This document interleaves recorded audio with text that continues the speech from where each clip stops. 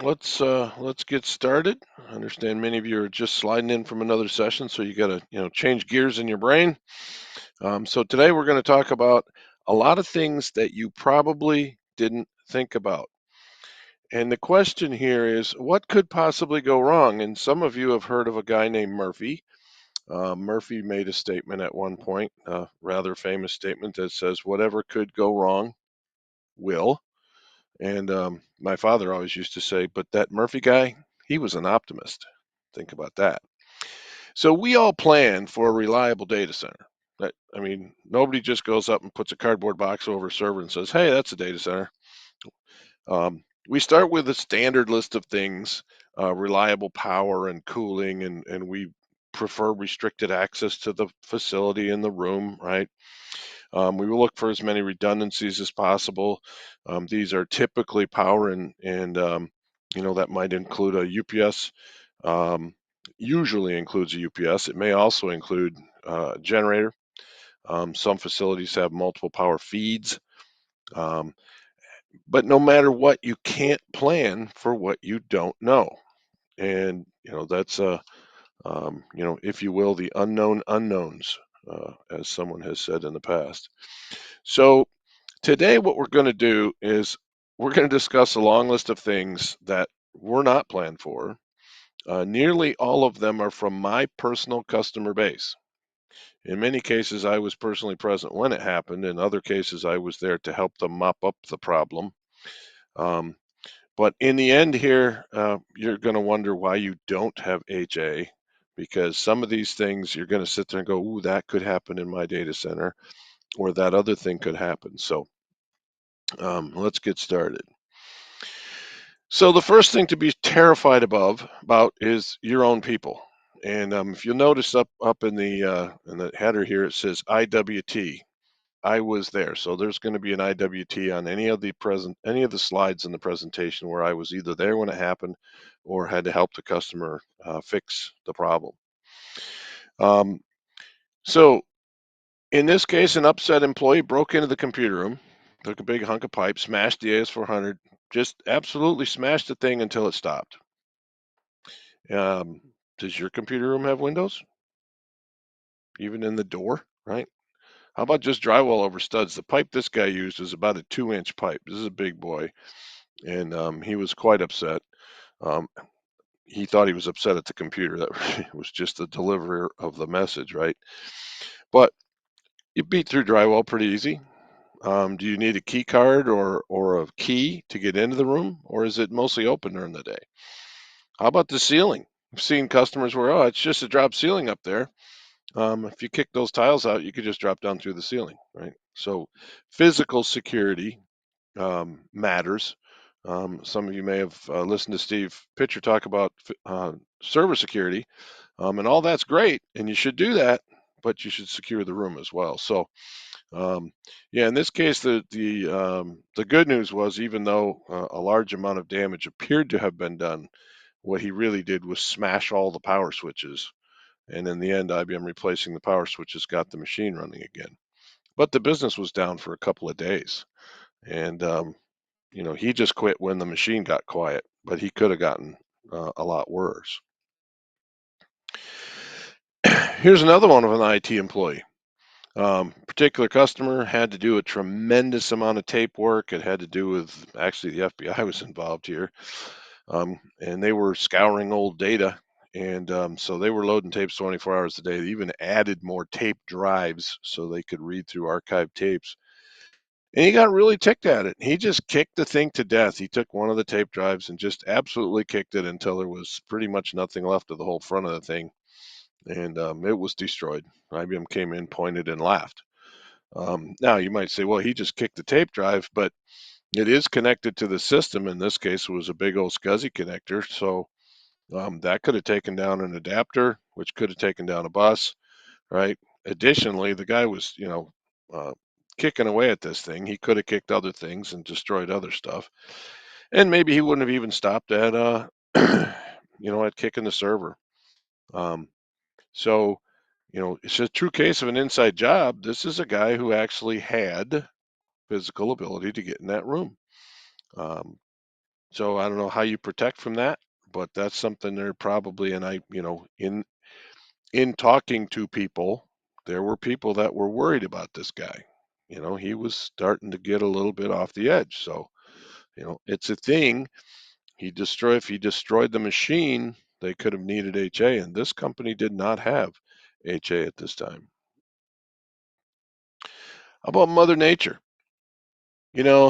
Some of these you can't hardly even believe it. But beautiful new computer room, on the second floor of a brand new all steel building. It's a nice but big building too. It's acres under that roof. Tornado comes by and rips an entire wall right off the end of the building, just shreds it, and just left this perfect panoramic view to the north. If you just look out of the computer room, yep, wow, nice. Um, Unbelievably, in this case, there was equipment all along that wall: the UPS, the power system. There was some network racks. Everything was still there and completely working. Unbelievable. But it could have been, right? It could have been an absolute disaster. They got lucky that wind didn't blow in rain and nothing fell out. I mean, the structure of the building was such that it didn't cause the floor to be weak. But you know, how many of you been in a computer room where you could just stare out the whole wall? That's not a good day, right? Close as you can come to disaster without becoming a disaster. Now, you would think that if you had that problem happen to your computer room where a whole side got ripped off, that you'd probably ducked what's going to happen, right? Nope, not these guys. Same room, right? Same computer room. A couple years later, that fancy new steel building, when they put the roof on, they used a different contractor. The general contractor used a different roofing contractor, didn't do it correctly. So the roof plates weren't properly sealed, allowed melting snow to wick into the ceiling, and there's a rubber membrane under there. It's supposed to only catch a little bit of condensation here or there, but now it's collecting snow melt, and it's becoming these giant water balloons. Now, in the vast part of the warehouse, they were driving around with lift trucks, the kind that the person goes up with the pallet. They'd go up there and they'd take a BB gun and they'd shoot a little bitty hole in there, and then let the water pee into a barrel. And then when the water was mostly in there, then they would tape a funnel to the hole with a hose and put the barrel down on the ground. So they had these all over the warehouse. But where the computer room was on the second floor. Obviously, no forklifts driving around there, and that balloon began to come down above the ceiling of the computer room. Um, Now, when they fixed it by their little BB trick, there was way more water up there than they thought, and so even though the water didn't go in the computer room, the room next door was the facility manager's office, and it literally washed that office out the door. I mean, radios, paper files, you name it, off the desks, wiped it down the stairway and into the lunchroom. Super close to disaster, right? Um, in that case, they then built a wooden roof over top of the computer room ceiling with shingles and a downspout. You can't make this stuff up. But what if that water had gone into the computers, right? They got so lucky in this case that they didn't swamp out their computers. How about this one? So this is nobody with a screwdriver, nobody with a hammer. This is an employee who's about to get fired. He sets up the backup so that it doesn't save key libraries. That sounds like a great idea, right? So as the rotation of the backups complete to the point where all generations of the backup have these libraries are no longer on them, he reverts the code back to the correct version and then he deletes those libraries. Now he thought he was getting away with this because he thought that the data was gone with any evidence, but it turns out that the boss knew how to use disk tools and was able to actually find the code. Took him some time, but he found the code. And you know, Lucky in this case, holy cow, did they get lucky. It was a company I was actually working for this company. In this case, we were saved because our senior developer, and we were a consulting firm, our senior developer had just backed up those key libraries to bring them to a customer site. And luckily, those, those were libraries that didn't change a lot, but they were all of our utilities and everything. And she was bringing that data to the customer site. So she had it on, at the time, floppy disks. So saved by the floppy in this case, but you know, otherwise that data would be gone. It would have been a disaster. How about a button push? Now I wasn't here, but the manager of this facility was a good friend of mine. Major Bank Operations Center. And if you know what an EPO button is, emergency power off, many of you have these in your computer room or maybe outside the computer room, but it's a button you push when really bad stuff is going down and it kills the power to the whole room right now. Well, there's one outside this computer room in this bank operations center. Now there's security all over the place because they also would take the money there and the checks and everything. There's big check processing and all that. So there's a security guy who's walking the hallways doing what security guys do, and he just saw the button and, he whacked it. Cool. He didn't even know what it did, right? No hallway cameras at that point. And unbelievably, of course, it's an all hands on deck now. This was a mainframe shop. They got everybody in there. They've been working for 20 plus hours trying to get this thing back running. Mainframes really don't appreciate you pulling the power out from under them. The same guy is doing his rounds, doesn't even realize he whacks that button again because he just, what could go wrong. However, Dave, the manager of the facility, had cameras installed in that hallway by that time, and they got him. And yeah, unemployment happened, as you can well imagine. I don't know if they sued him or anything, but yeah, you need to leave, and you're no longer welcome here, right? Took them days to get that thing running. Um, and yeah, guess what they have now? They have HA. They have another facility in Ohio, actually, that has the same data in it. So redundancy, goodness. Here's one where an electrician did a bad thing. This guy actually was my neighbor, um, and he used one of those toner deals that you use with Ethernet. You plug the thing in and you turn it on. It goes woo doo doo doo doo doo doo, and you can walk around with the listening device. Oh, look, it's on that wire. Well, he used one of those on a power line, thinking he knew now which breaker to turn off so that he could change the outlet in that breaker for a new piece of gear. Well, the breaker was on, of course, and so that tone went through the whole electrical panel. And so he was wrong, and what he turned off was part of the mainframe again. This is a different mainframe customer, but bang, now the whole thing is down, right? And it was days. It fried some pretty expensive stuff, um, allowing the magic smoke to escape, right? And so he ended up unemployed as well. And guess what these guys have now? They have two data centers. Yeah, they have one not very far from our Broadmoor Technical Center and one back in their home facility. So, yeah, they learned from their lesson and they have HA now. So, let's talk about opening valves. Why do we have valves near computers? Well, in this particular case, they removed all the sprinkler pipes from the computer room because they thought, water in the computer room, probably not the best mix. So they took all the pipes out, but where the pipe did come through the wall above the ceiling, they had capped it.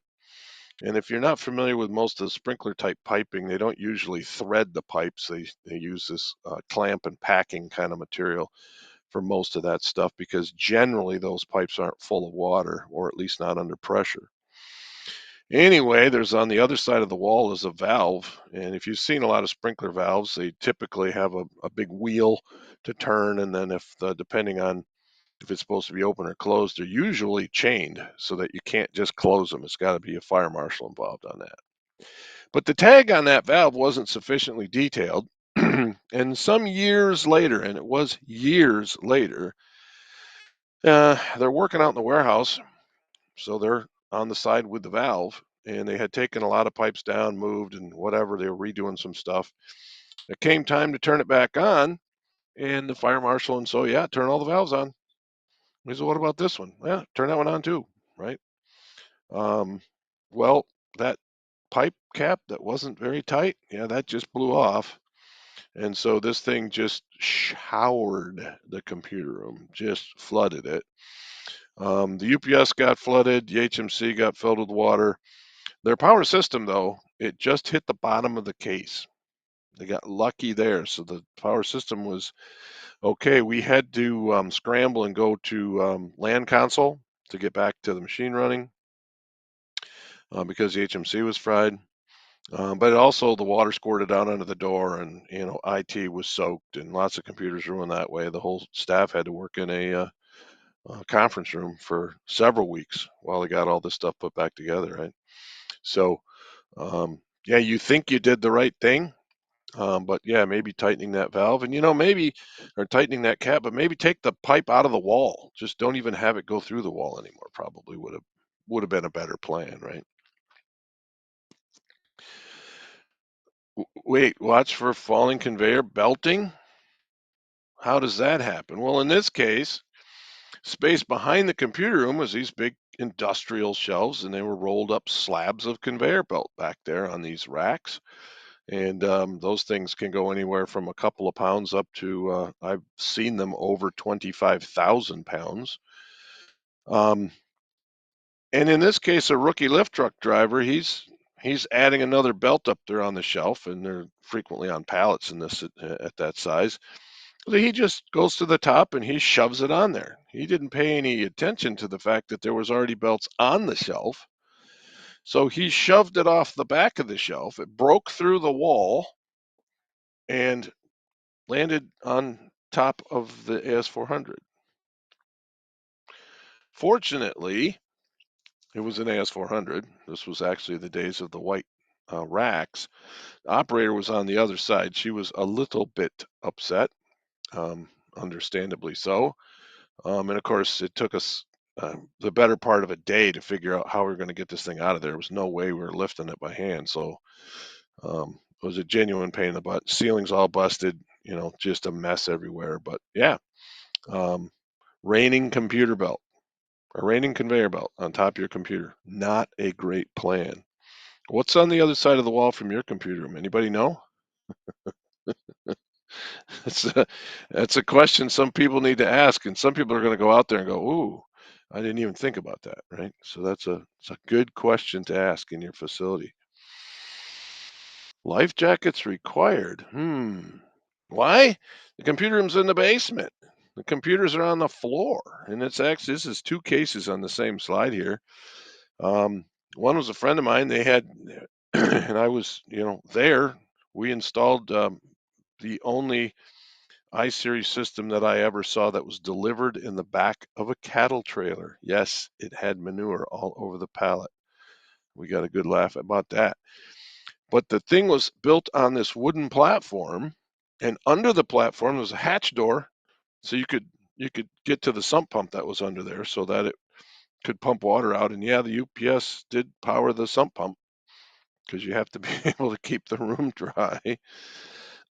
Another customer, they had their phone/computer room in the basement, and anytime it rained, the floor got wet, so they put the server up on blocks. And then one day there was more water than they liked, so they put another layer of blocks on there and put the server on top of that. Now their server's in our computer room in our data center. They're a cloud customer, so um, probably not the best solution. But at that point, they said, "Look, the phone system's down here. Why can't the computer be down here?" Right? So, not the best solution for your computer room. Here's a different take on it, though. This is one where, and I was in the building when this happened. It was really freaky. Big, large metal building. These guys made automotive parts, and we were upgrading some stuff, and all of a sudden, you could hear it was windy outside, and then it got dark. The dark, of course, was the power leaving. They didn't have any emergency lights or anywhere in the building at that point.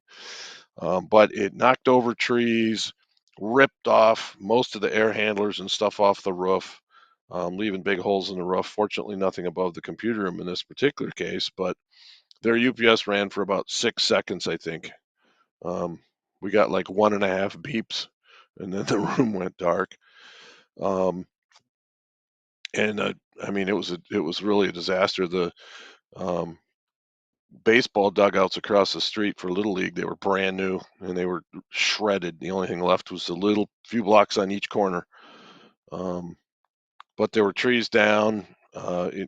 Driving out of town, I had to zigzag around a couple times going to somebody's yard, right? Just, I mean, trees ripped over. And um, like I say, luckily in this particular case, the computer room wasn't damaged, but there was no power there for a couple days.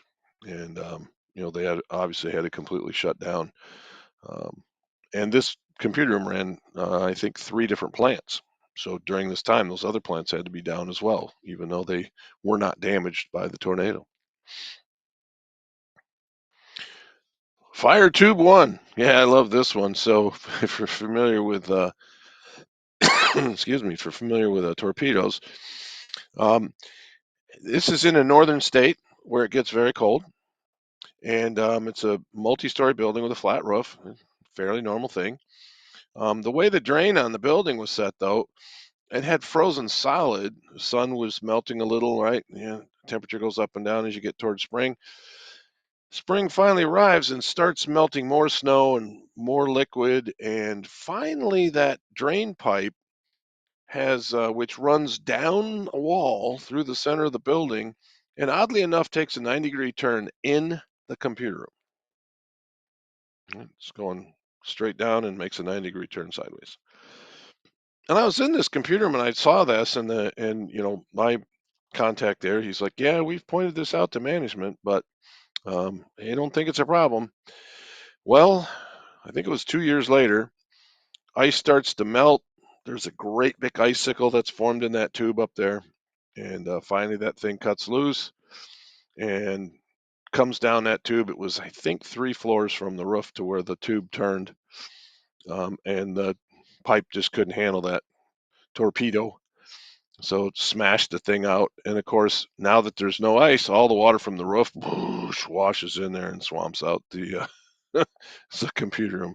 A real disaster, because it was both a dirty, slimy mess, but also water. And, it also got out the doors and everything. So, um, another reason, and they had to shut everything down. They had to shut everything down uh, for, I think, a couple days to get everything fixed. So, another reason you weren't thinking about that.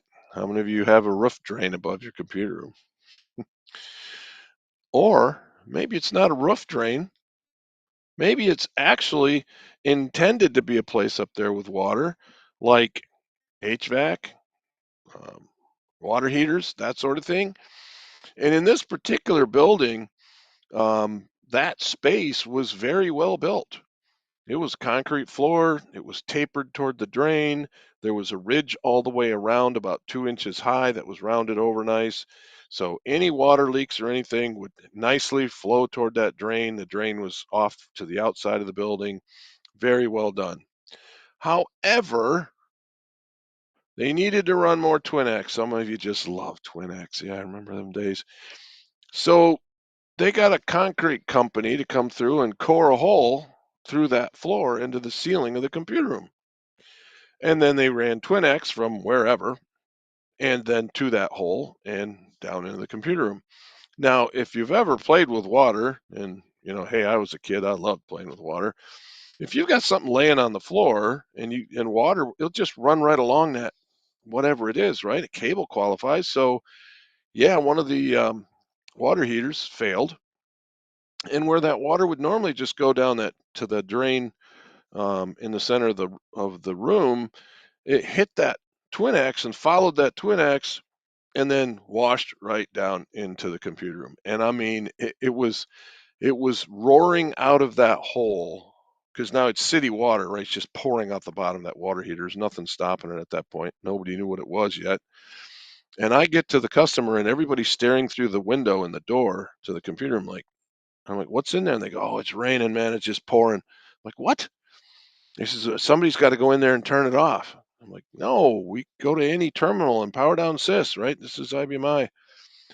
Oh, so yeah, the thing was running though, even though water was pouring down on it. And we did shut it down. And luckily the server wasn't damaged. The UPS, yeah, made a lot of loud noises. Um, and eventually got shut off. But carpeted floor in this computer room, also not a recommendation, by the way. So yeah, it was a disaster. They were down for a couple of days, and now they have their stuff also is in our cloud today. So these are the kind of things that maybe you need to consider cloud instead of owning a room, right? How about this one? So this is as similar to the previous one, only in this case, it's not HVAC and water heaters above the computer room, it's the lunchroom. And in this case, there were lines from the soda tanks that ran through the computer room ceiling over to the soda fountains in the computer in the lunchroom. And one of them starts leaking. It poured Coke syrup, could have been Diet Coke, not sure, but all over this power system. And I wasn't at this particular site when it happened, but my son and I recycled this machine later, and it was kind of funny because we did find some stains where a little bit of Coke did get inside the machine enough to leave a stain mark. You could get your finger wet and you could smell it. It was definitely Coke syrup. And in this case, IBM had to come and take all the covers off the outside of the machine. They took them down to the quarter car wash and power washed the Coke off. But yeah, there was other stuff that also got coked, if you will. And another opportunity here could have been a much worse disaster. They were only down for a part of a day as they cleaned up the sticky, gooey mess. And no, their computers are no longer under the lunchroom, as a matter of fact. How about lack of humidity control? So most of you know, if you work with the facility side at all, those big computer room air conditioners or crack units typically have humidifiers built in. So you know how an air conditioner will take humidity out of a room. Well, since the computer room air conditioners typically run most of the time all year long, it can become very dry and then increases the possibility of static electricity discharge and such. So typically what they'll have in there is just a pan with a little float switch that lets more water in when it gets low, and then a heater that gets kicked on to cause that water to evaporate and therefore put moisture in the air. Try to keep the humidity level at a reasonable level. Well, the pan in this particular one had been hanging in there for a long time, and it finally had rust a hole through it. So now the water is, the little float valve is trying to keep the water level consistent, but the water's just flowing into the floor. And because that's generally where these computer air conditioning systems, um, flow the air through, and the water's starting to get deeper down there. And I was in the building, in the computer room, and I looked down at one of those floor tiles with all the holes in, and there happened to be a light directly above my head. And I'm like, why does it look like it's, like sparkly down there? Well, that was the wind creating waves, the wind from the air conditioning creating waves on that water, and the light reflecting back off those little bitty waves. I was like, this is not good. There's water down here. And it didn't take long before there was enough water because guess where the electrical outlets are? Yeah, snap, crackle, pop, and it wasn't Rice Krispies. Um, the facility started to shut down. Um, so have big problem there. Most of you have heard of water sensors, and many, many, many computer rooms have water sensors in them. That's a good thing. Um, but again, this took down that whole room um, for most of a day while they had to, suck water out and drain, turn off repair the air conditioning unit. It was was not a good day in this case. And this particular customer was in the process of enabling HA. They had another system in another building, but things weren't properly set up yet. So that got a little bit more priority at that point. How about roll your own computer air conditioner? I don't know what these guys were thinking. I do know they were in a bit of a financial bind, but they made their own computer room air conditioner, or they paid a guy to build it. They had about 8 racks of gear in there, including a very large power system, um, multiple UPSs, of course. The part that was outdoors, right, was not built correctly to withstand extreme low temperatures. And in cases like that, you get relays or certain things that they get too cold, they're not guaranteed to work. And that is, in fact, a rating on a lot of those parts. Well, this guy, was figuring, hey, in the winter, are we going to really need to run this much? Well, we all know as computer people, the computer room's hot all year. So that fan up on the roof didn't run. Um, it was below zero outdoors. I walked in to the company that day, right about 8 o'clock in the morning. Hey, Larry, come on in. I walked into the hallway where the computer room was, and you could feel the heat radiating from the computer room doors. It was nuts so hot in there, just insanity level hot. So we popped open there was double doors. We popped them open. We had one big fan blowing in at ground level and another big fan blowing out at the ceiling level. But it was 140 in there, and that particular power system probably got more parts replaced over the next year than any power system I've ever seen. IBM probably should have said, "Look, we got to replace the whole thing." It was drives, fans, power supplies, you name it. It fried so much stuff. Most of the rest of the stuff in the room, though, just died. Right, their Dell servers and stuff just shut off. It was bad, but they didn't have any backup. So, what does the U in UPS stand for? It's not United. It's uninterruptible. Uninterruptible power supply, running at least 50 racks of gear. This particular hosting site, um, big, big, big facility, an older, one of the early cloud sort of things where they really didn't do cloud, they did hosting of racks of stuff, and it was just mostly open racks. And I was in there working with the customer's gear, and there's a UPS guy in there maintaining something on the UPS, which it was a very, very large UPS, the 6, 8, 10 refrigerator size deal across the back wall. And you heard three consecutive sounds. First, a loud buzz with a snap at the end, then the most terrifying sound in all of computerdom, silence. And some guy way on the other side of the room just states real clearly, because it's quiet, "Oh shit." And I mean, it was like, what do you do now? And I know what the UPS guy was trying to do. He was trying to find a back door. He wanted to be gone. But yeah, that facility was down for I think most of a day while they tried to figure out what it was that because they in the end there was a fuse blown, yes, but why did it, and was it a screwdriver touching the wrong thing, or did he actually wreck something?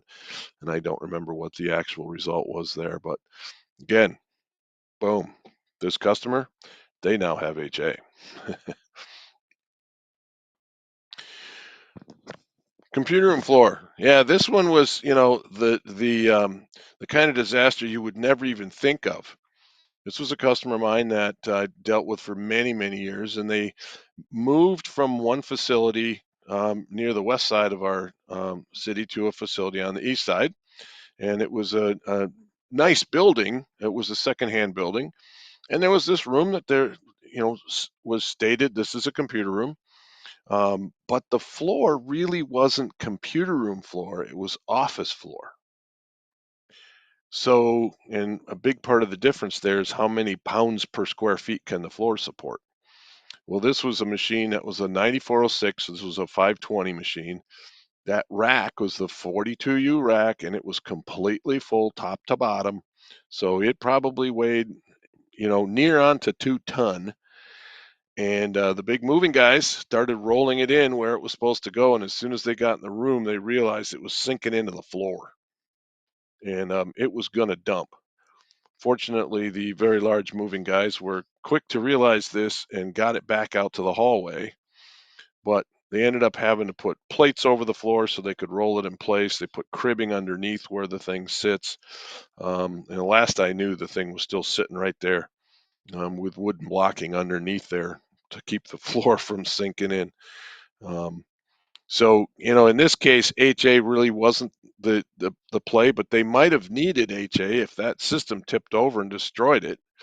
Um, our company does a lot of recycling of old equipment, and when some of that stuff gets sent back to us for recycling purposes, they don't treat it so nice.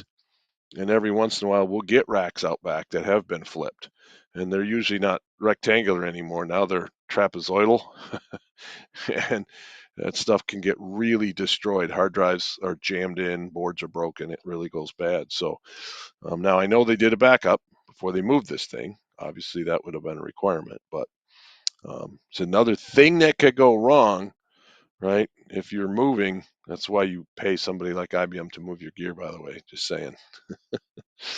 Service Express is no longer in the business of moving computers, so we don't do it.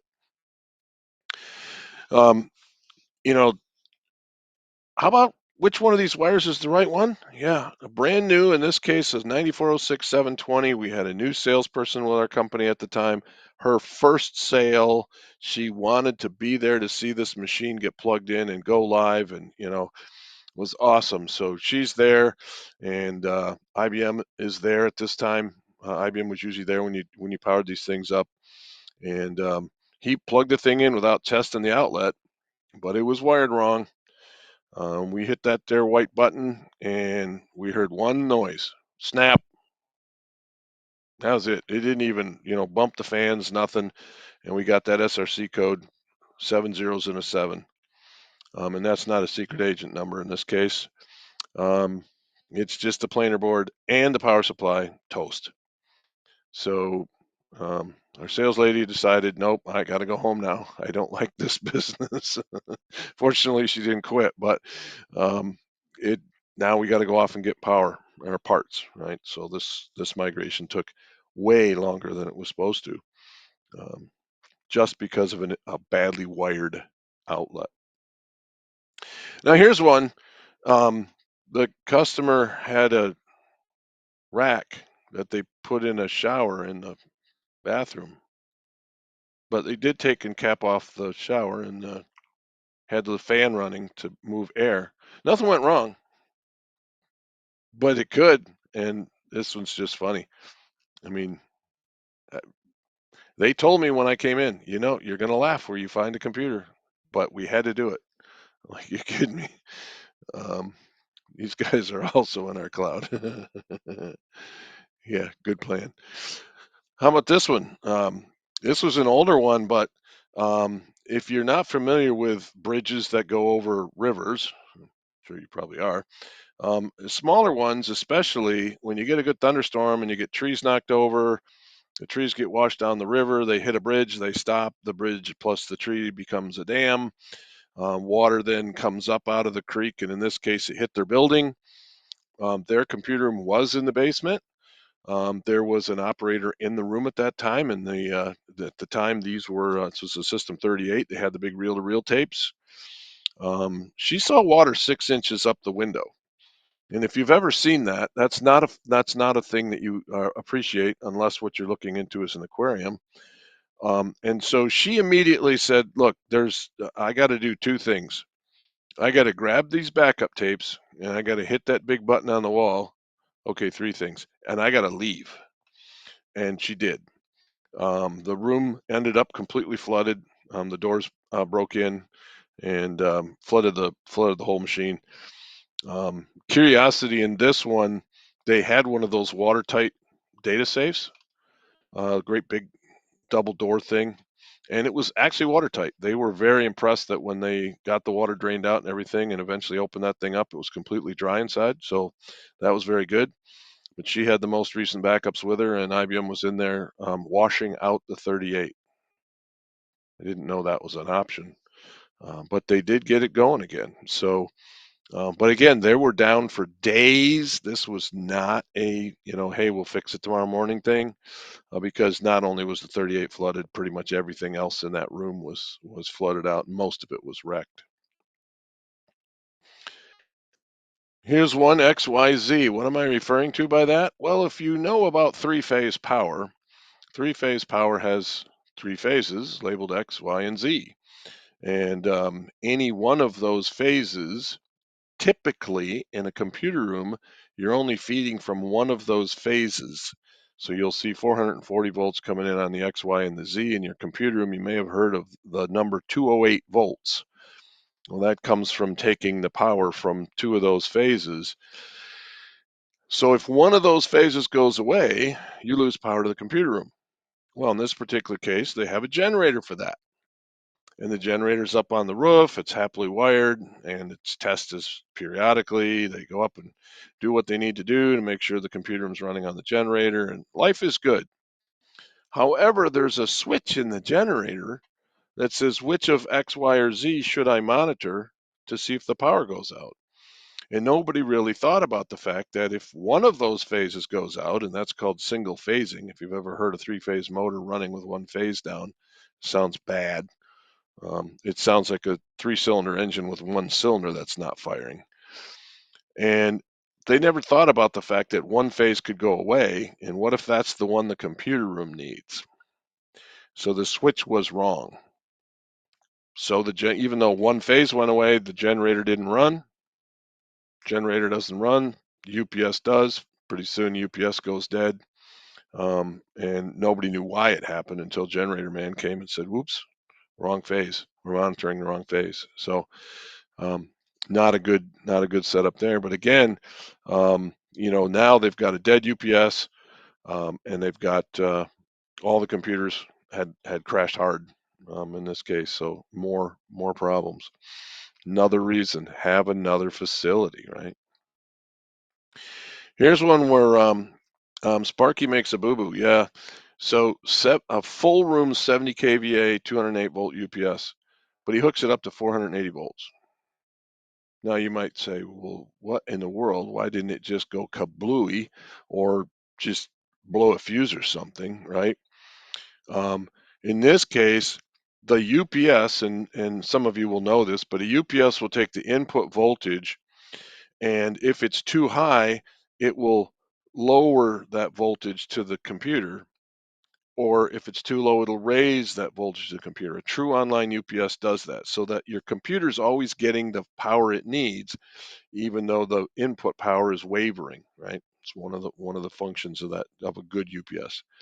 Well, this one was so good, it took that 480 volt down and cranked it down to 208 for a while, and then it melted.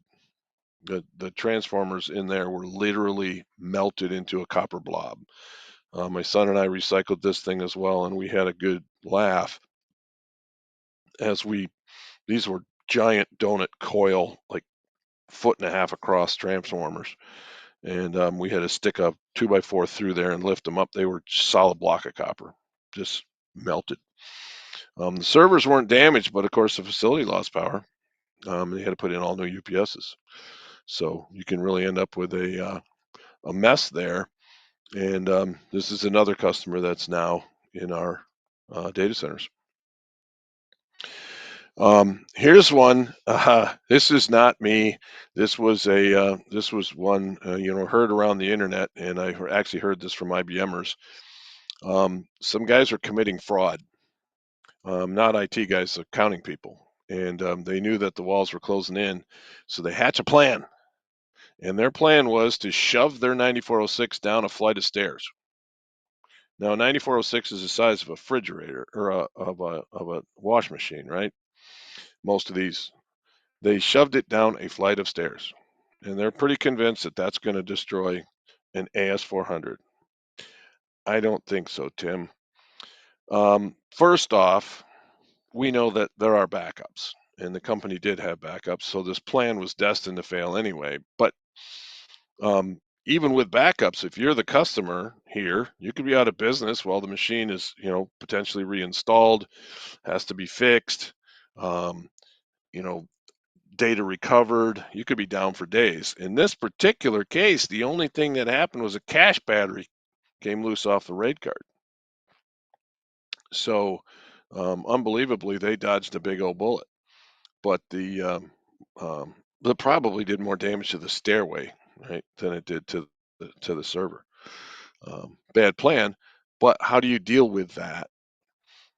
Just a comment about HA though. If these employees who were committing fraud decided that they were going to purge a bunch of data off the system to prevent them from getting caught, HA might not be your friend here because your replication software will replicate those changes to your hot site, right? Cool. Um, that's another reason for backups, by the way. And some of you have been probably listening to Steve McIver talk about some of the new capabilities in the storage with immutable snapshots and that sort of thing. So that's another thing to consider, right? Lightning. This was a customer where, well, if you've ever heard lightning strike within, 30, 40 feet of you, it doesn't have that big giant kaboom, right? Because the kaboom is expanding and contracting air from the heat. It's more of a sizzle. I've had lightning hit a tree about 20 feet away from me, and it's just a very loud sizzle and crackling sizzle as it's frying down that tree. Well, in this case, it hit the input of a facility directly right onto the system input for the building. They fried an amazing amount of stuff. They ran out of insurance money. It overmaxed that. Um, but their power system, which was a Power 5 in this case, it got hit, but it kept running for a couple days. It was on the other side of UPS, so the UPS probably toned that down a fair bit. But in the end, it did die a couple days later, and if you pulled parts out of them, they stunk. It literally was smoked. And IBM said, "Nope, we're not fixing it. That's an act of God. You got to go to your insurance for that." Um, there was a lot of brown parts on it, but it was pretty impressive that the thing ran for that long. But in this case, the tape library was also dead. That's not a surprise at all, right? So um, when you when you take a solid lightning hit, it doesn't matter how good your lightning protection is. Um, a solid hit can wander right through the facility. Now, this is a place where my brother actually worked here, and they use electricity to make aluminum parts. They're also a power system customer running IBMI, and they need a lot of power to melt aluminum and make parts. Well, they have dual feeds from two different substations that met in the front lawn came in underground, and there was some quote magic box in there that decided, well, I'll take power from this guy or that guy. And for whatever reason, and I never heard what the actual reason was, but a catastrophic failure of said magic box, it went off like a bomb. There was a giant hole in the front yard, and there were a lot of people that thought they were being bombed. Fortunately, there was only one kaboom, but their power systems supported multiple plants, and that just ran until the UPS timed out. They didn't have generators because they had redundant utility feeds, so they decided they had no need for a generator. And this one, they were down for quite a while because it's one thing to come out to your house and replace the black line from your house to the pole because you were a big dummy and you cut a tree down and wiped it out. It's way different when you've got big, giant underground wires that go to multiple substations. So that was, and again, no power, no HA. So these guys were down for the whole repair cycle. So, you know, it's I can't tell you what you need, right, for HA.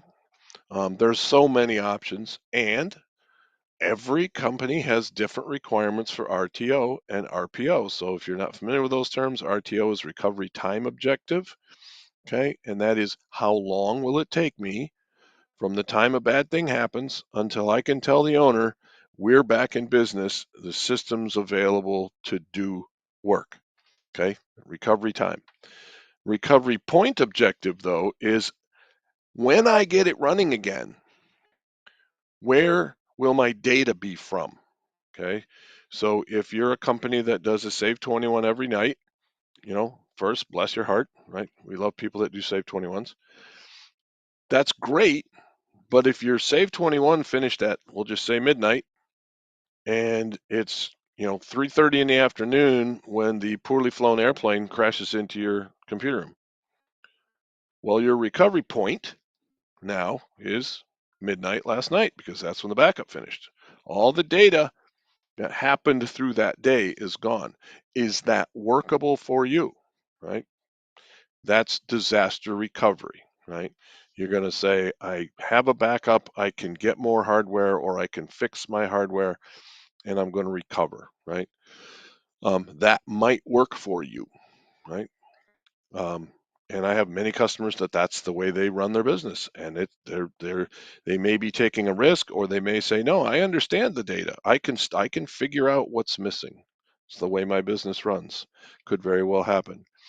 But for high availability, your data is constantly replicated, right? Whether that's between two of your own facilities, between your facility and another provider, but that data is now kept in sync all the time.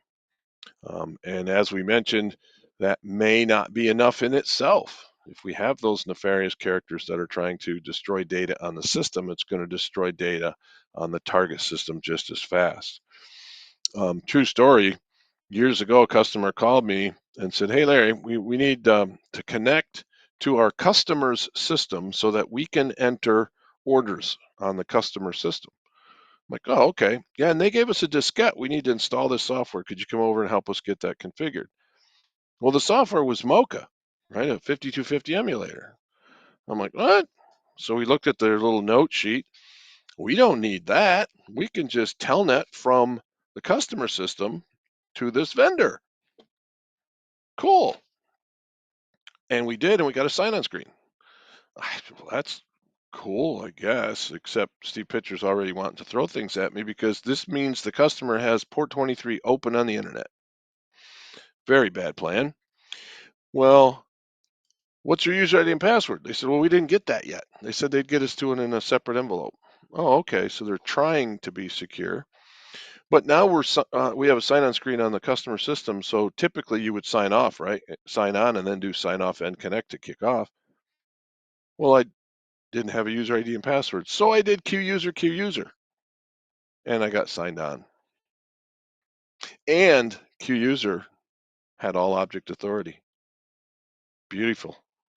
So I did change contact information, and I popped it up, and I called the guy. I said, hey, that Q user has the same password as Q user as the name, and it's got all object. Your system could be trashed in a heartbeat. The guy goes, what are you going to do? Delete my tables? They're all in use. They're locked. I'm like, well, okay. That's not really what I was thinking. I said, but what I could do is just crank up SQL and pick a table and say in this column, I'm going to change every time a value is 7, I'm going to make it 9. And every 14, I'm going to make 6. You know what the guy said? Hey, I have HA. I just switched to my HA system. Face plant. Clearly, the guy had no idea what HA was. Because as you all know, all those changes would have been replicated to his other system before he had a clue, pretty much in real time. So that's one of those things. And I was actually contacted by his lawyer at one point. They said, you're trying to hack into my system. I said, nope, I'm trying to tell you what's wrong and you need to fix it. And my customer said, we're not going to do business with them because their security is so bad, there's no way we trust them. So it did cost them a customer. But no matter where you are, no matter how you've built your systems, no matter what protection you've built in, Murphy will find a way, right? Murphy will find a way to take you down. And it truly is not a matter of if, it is a matter of when. It will be something, whether it's something on this list or whether it's something else. Will your business survive without a plan, right? Um, Got to have a plan. All right. Thank you very much. Um, in case you're interested in this particular slide deck, these will all be available after the conference once you've completed the survey, and you'll have access to all the presentations at that point.